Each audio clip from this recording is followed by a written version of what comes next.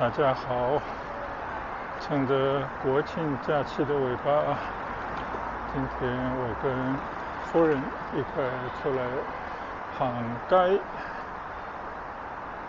现在呢，我在沙面就是一个小岛，曾经的租界，四周呢其实都是一片水域。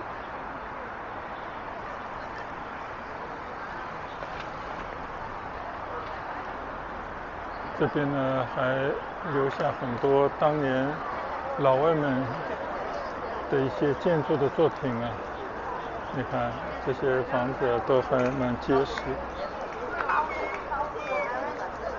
这边呢也有一个导览图，但是不知道为什么现在称之为人才休闲岛。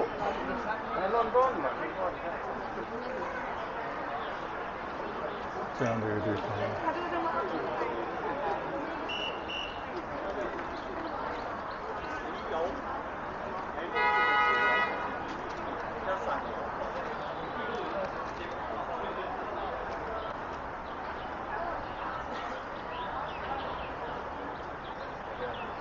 一共有30公顷那么大的一个小岛，现存古树137株，大部分都是樟树，当然也有榕树啊，是这样的一个地方，所以也是一个古树公园。你看这些小街道，你看看这边很多 cosplay 的孩子穿的奇形怪状。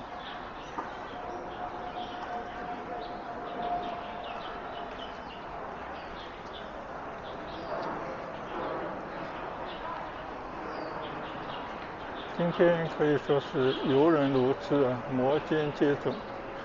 刚刚为了停车，停在上面一个唯一的立体停车场足足等了15分钟不止吧，好不容易轮到一个车位然后呢就准备在里面走走。我太太她去一个老的宾馆去看看有没有中午吃饭的位置，我们就趁机在这边稍稍的走几步。今天真是一派过节的气氛现在来到了沙面的中央大街，你可以看到这边非常多人，好像比我来过的任何一次都热闹。你看这条当年的租界留下来的中央大街那些古榕树已经成为参天大树，两边的房子都是西式的，看上去很好看。但这些绿化呢，这些年经过很好的养护应该说更有生机盎然的感觉。现在还在国庆假期之中，所以整条街道呢都有这些红旗，还有这个红灯笼来装点。这边呢就是一些雕塑，挺好玩的。还是比较客观的反映着当年的风貌，但是人去屋流就那些老外的面孔，早就随着历史的进程回到了他们该去的地方，但是保留下来的建筑、街道还有这种格局呢还在那么这些年呢，把这边开辟为一个文化历史街区，除了让大家博望历史，同时呢也让那些没有机会出国的人提前呢在这边能够了解一下西方的一些文化建筑的风格等等，我觉得也算不错吧。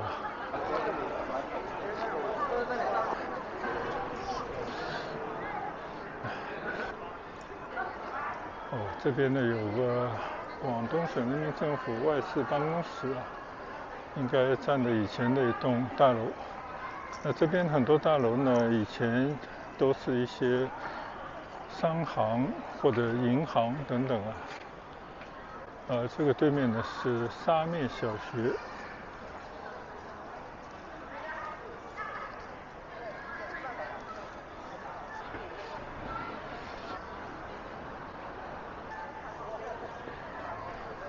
这个岛上呢，以前那些外国人留下来的建筑物，随着革命的成功，基本上都收归了国有。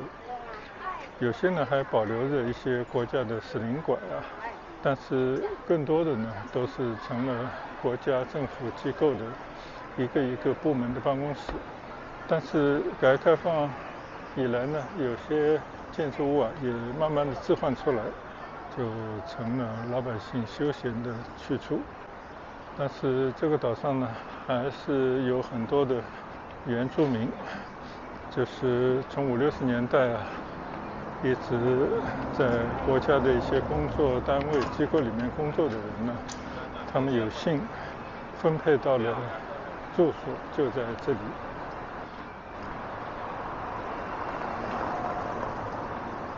现在呢，我正对的这个建筑物啊，应该也蛮高大上的一个西式的建筑，现在叫胜利宾馆。那可以想象啊，就是革命成功以后，共产党人呢，为了庆祝自己的胜利啊，就把以前的沙面宾馆就改成了胜利宾馆。那今天呢，我们希望这里面能够吃餐饭啊，但是过节不知道有没有位置。现在呢，我们到这个宾馆里面去走一走。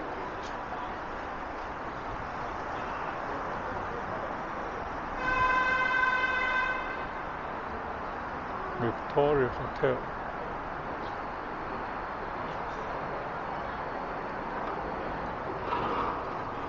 还是蛮典雅的一个宾馆啊。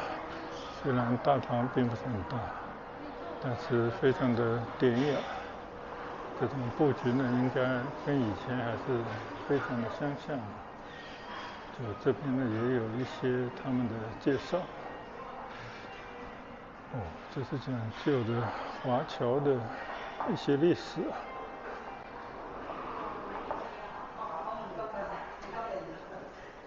这边呢有一个胜利博物馆，应该是讲这个宾馆的历史的。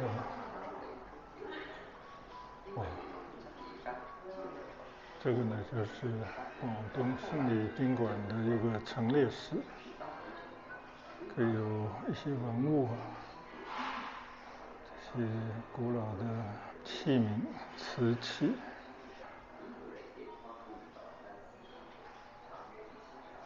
以前用过的电话。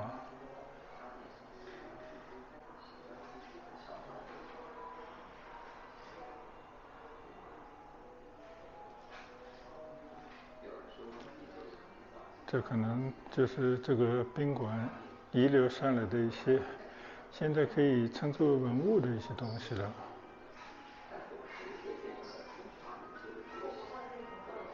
这边呢，93年1月18号，广东胜利宾馆东楼竣工开始营业啊，所以它实际上应该有2个楼。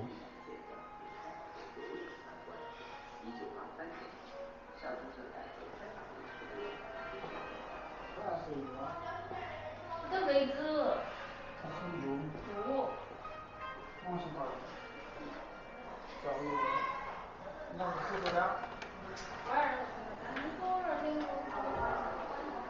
出了这个门呢，就是另外一个单位了。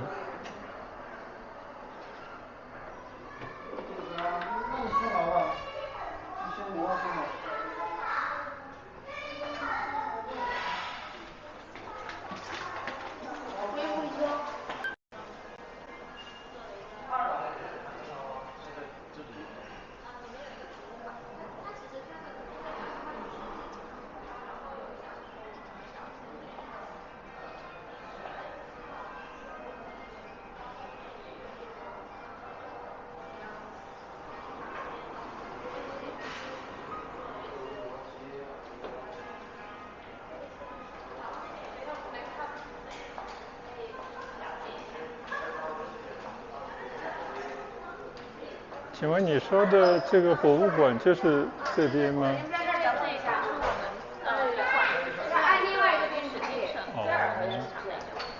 但他好像没有提到以前它叫三面宾馆的那段历史。三面宾馆是另外一个，它的话一开始是叫三面酒店嘛，对，然后后面就改做维多利亚酒店，然后到现在更名为广东胜利宾馆。因为以前的历史其实留下来的影像这些会比较少，基本是图片为主。那这栋楼是东楼还是？这个是东楼。西楼其实是在另外一头。麦当劳那种楼。我刚才看到有93年开张的，那这栋楼本身就是有的，还是说楼是新建的？93年新建的。但是它其实基本上外貌的话其实是差不多。明白了。好的，很有历史感的一个酒店。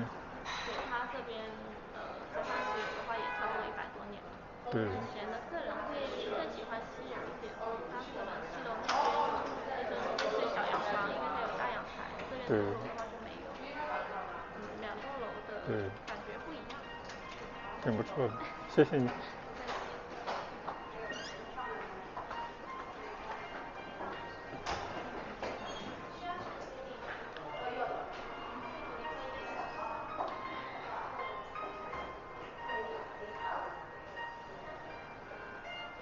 刚刚向服务员了解了一下，就胜利宾馆呢有100多年的历史了，但是这边呢也分为西楼和东楼。西楼呢可能更老一些有些洋房式的，因为有大阳台。这边呢是东楼，93年经过改建以后呢，就变成了主要的胜利宾馆。那胜利宾馆呢以前叫三面酒店那后来呢变成维多利亚的酒店，到了解放以后呢就变成了胜利宾馆，大概这么一个历史的沿革。好，现在呢我准备从这个古色古香的电梯去到2楼的餐厅，我们准备在这边吃饭。这边还稍稍有一些介绍。广东胜利宾馆前身是英国人1888年在三面开设的广州第一家英式酒店三面酒店，1895年更名为维多利亚酒店，现建筑为1993年拆除重建所成立的，我是讲是有100多年的历史。这个就更准确一些，就这栋楼其实是拆除重建的。好，现在坐电梯去2楼餐厅吃饭，叫西关粤中餐厅。上来以后呢，就是这样的摆设，应该还是以包房为主的。那我们今天呢是在大堂用的餐。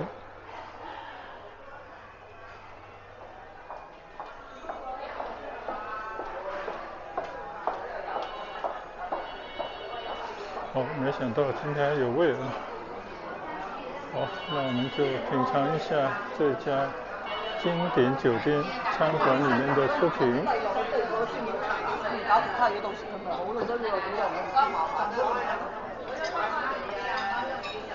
现在呢，我已经坐在胜利宾馆2楼的粤餐餐厅了可以看到这个整个的装修还是比较高雅，正好靠近马路这个有一些阳台的位置应该更好，可惜已经被人坐满了。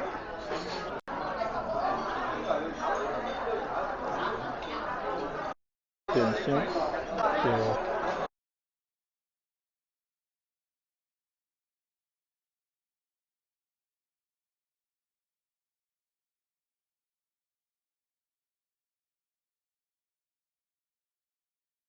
今天我们就2个人就点了一些广州的传统小吃，也就是半糖马蹄糕、三丝炸春卷、煎肇庆果蒸粽、招牌子酱皮蛋酥，还有一个绝代双椒，这个就是饺子。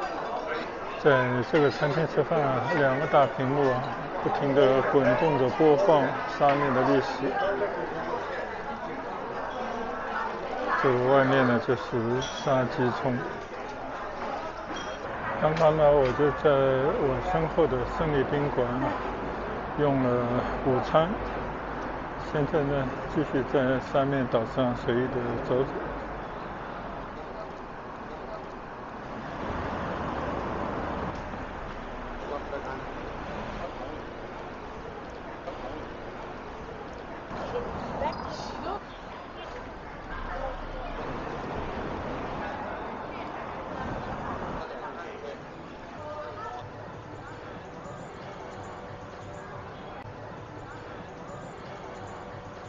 就根据我刚刚在吃饭的时候啊，从滚动的屏幕上啊看到的关于沙面岛的一些介绍。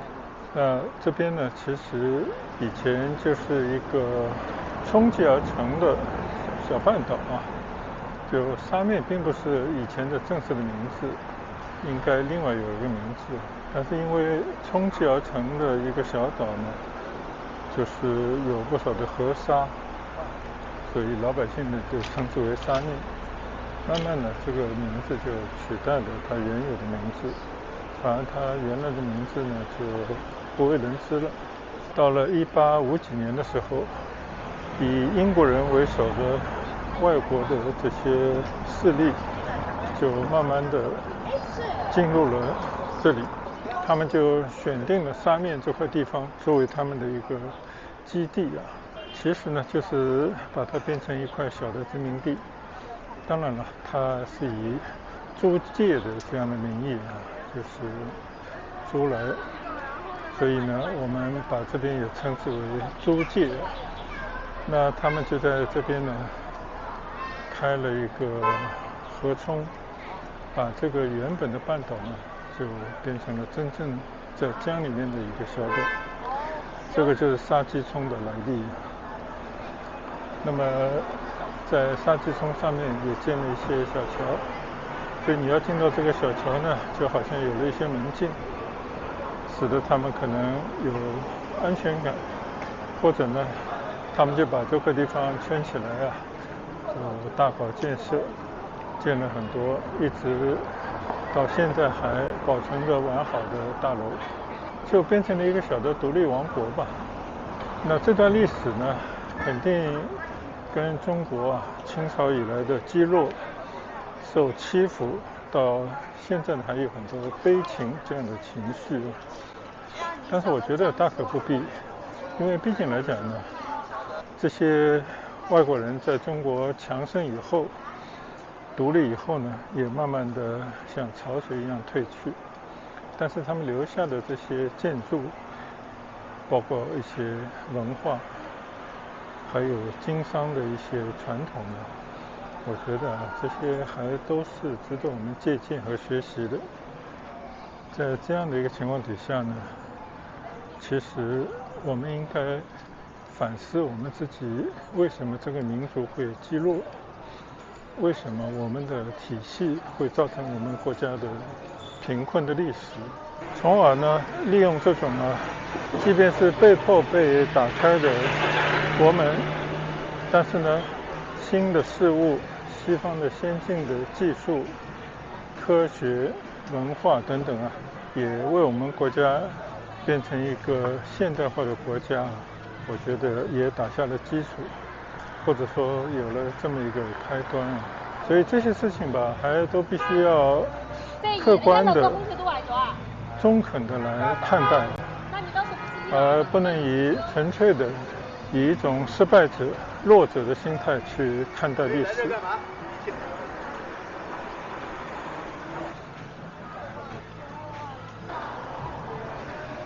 连中国人都不让随便进的地方。我就听到这个家长还在对他幼小的小孩灌输一种，这是以前中国人进不来的地方但是时过境迁了，现在不但中国人可以随意的进来，而且也开放给任何的外国人，他们想来就来。就我觉得这就是世界一体化啊，大家互相学习，相互参照，这本身应该是一件好事。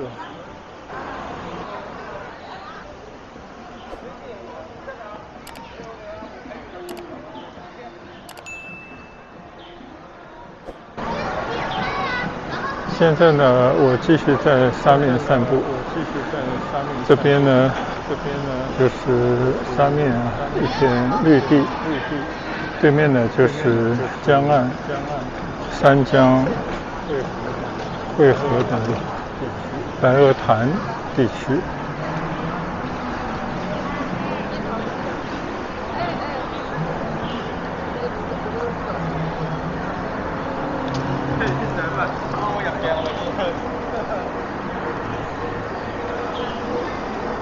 我的右侧呢就是沙面宾馆啊。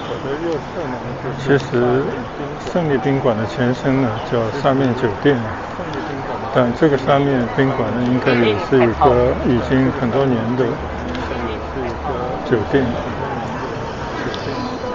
而我的正对面呢就是白天鹅宾馆，中国改革开放啊那个年代由霍英东出资兴建的这么一个宾馆，应该是广州乃至于我们中国这个国家改革开放初期的一个象征。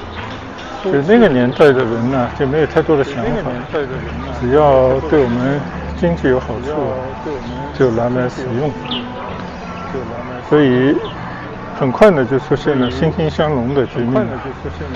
其实说到底就是解放思想，驱逐一些条条框框，抛弃一些民族的悲情，而更多的向世界开放，同时呢向世界学习。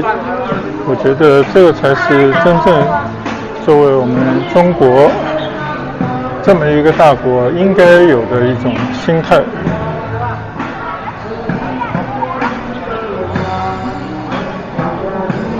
这边呢我们来过很多次，每次呢都在这个江边啊白鹅谈判，就会有很多的音乐爱好者。今天很有意思啊，有两个穿着外卖服装的小哥在这边弹吉他打鼓，在那边表演。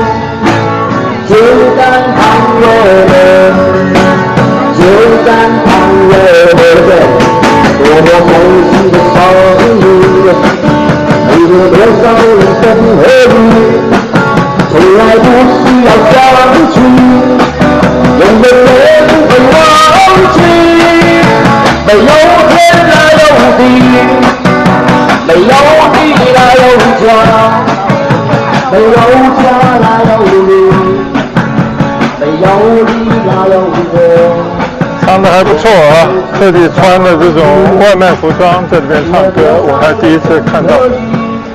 对面呢就是芳村的地区了，现在有了这么一个三馆合一的文化中心啊，以后的景致呢就会发生变化。而这边转过来呢就是海珠区，所以这边呢是三江荟萃的地方，号称白鹅潭，这也是老百姓在这边娱乐的一个好地方。每次来呢都会有这种吹拉弹唱。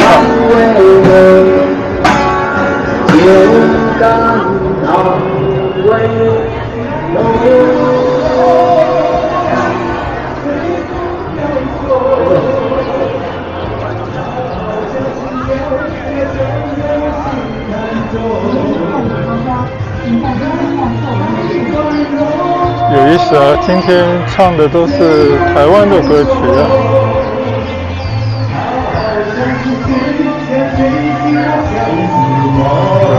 这是一片老百姓可以随意休闲的地方。虽然呢也会有吵闹。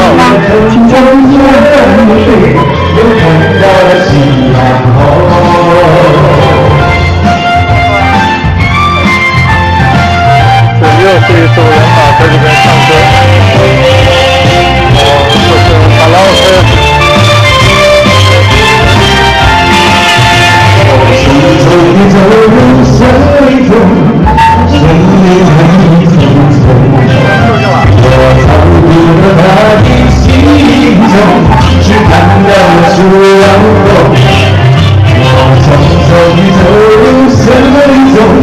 卡拉 OK 的设备搬到了江边，在这边放歌。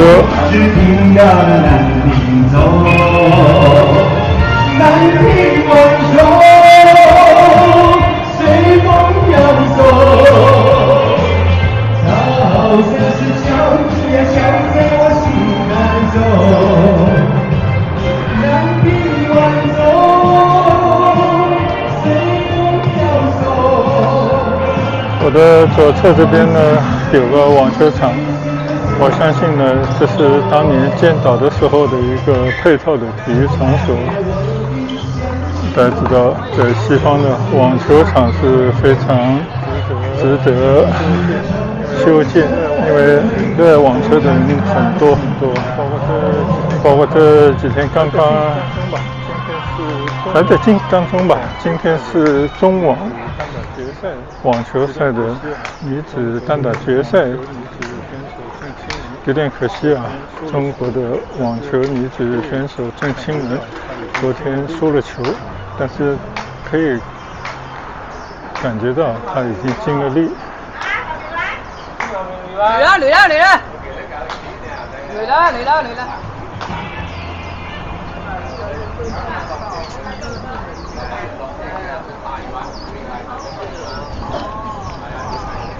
这边呢还有2个古时候的大炮。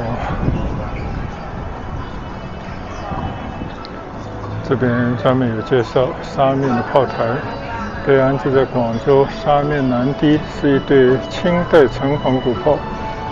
这对古炮是道光21年1841年在佛山铸造，分别重3吨和4吨，是这么样一个武器建得再好，但是我觉得武器建得再好，如果这个国民的心态弱啊，制度不完善，或者是整个王朝已经趋于没落的话，再好的武器也防不住。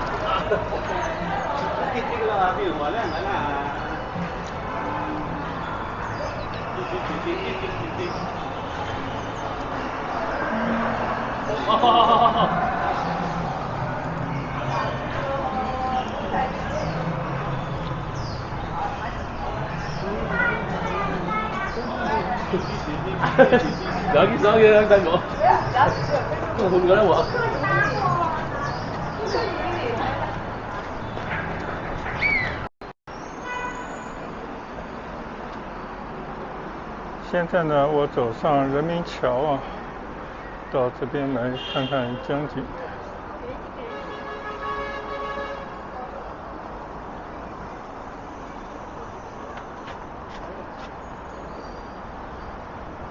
这条人民桥呢，就是横跨在珠江上的一座桥。这座桥呢，除了有汽车道以外呢，其实它也有骑行道。我在上面也曾经骑过车。这边还贴心的做了一个上下的电梯。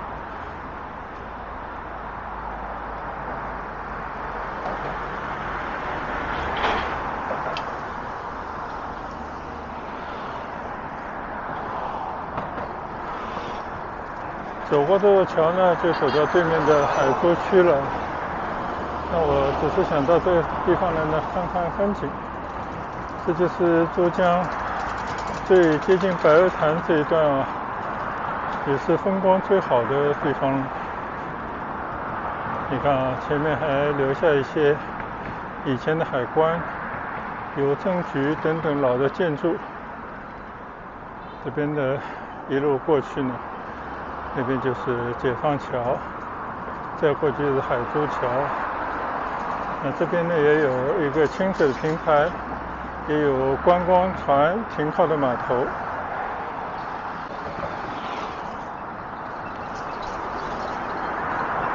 镜头转到对面呢，就是在芳村的三馆合一的文化中心。右前方的就是沙面啊，但是被那种绿树挡着，看不清楚。好，就是上来看看江而已。我们继续回到楼下去。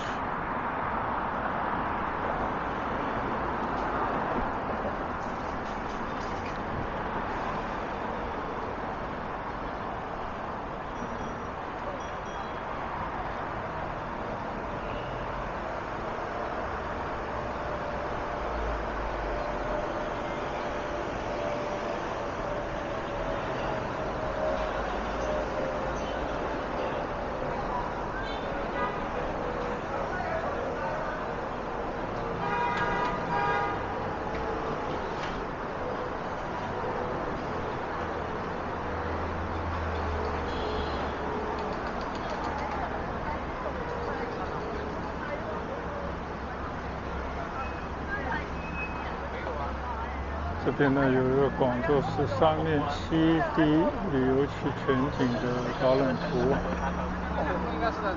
在人民桥边上呢，就看到有一个广东省粤港澳大湾区文化遗产游径，它是一个免费参观的地方，其实就是一条室内的走廊。我们可以来看一看啊，你看啊，做了很多陈列，一些漂亮的图片，打着灯啊。这边呢就是整个大湾区相关的一些区域的一些旅游的景点吧。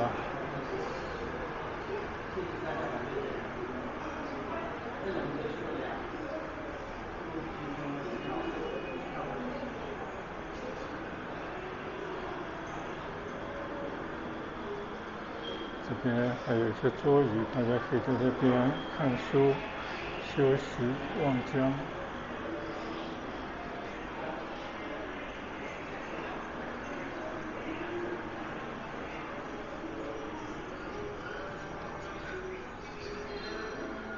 介绍孙中山啊读书学医的一个经历啊。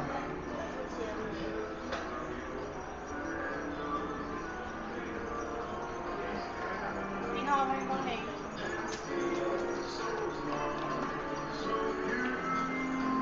这边也开了一些店铺。其实从这边的介绍可以感觉啊，这边大湾区的旅游的资源还是非常丰富的。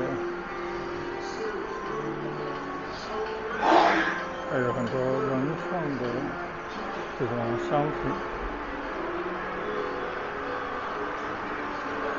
这边呢其实也变成了一个驿站啊，大家可以在这边休息片刻。正好利用人民桥下面的这块区域做了这么一个驿站，我觉得也挺不错的。那我相信任何一个城市啊，只要靠水有江，它就会有不错的水景。大家呢在这个地方就会找到更为活跃的一些景致啊。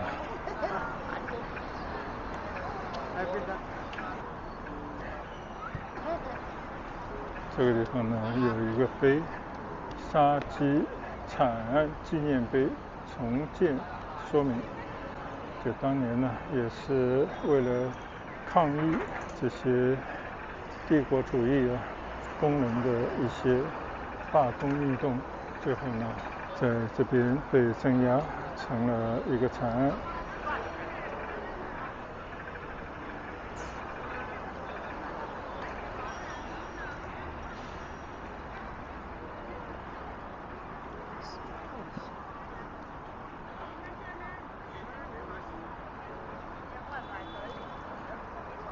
以前在岸边这些凌乱的一些建筑物呢，被拆除以后啊，就变成了非常开阔的一片清水的平台，还引入了一些绿地花草啊。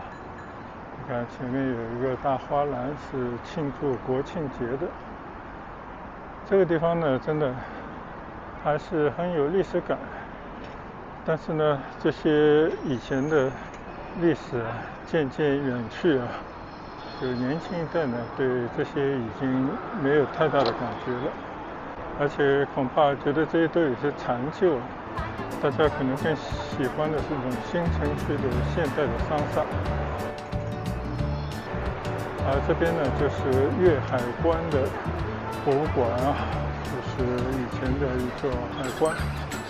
大家可以看看，是建得非常气派的一个钟楼，一个西式的建筑。好了，那今天呢，我们从上面到这边呢，就来随意的转转，就在这边呢结束我们今天在珠江边的漫步。谢谢大家的跟随和观赏，再见，拜拜。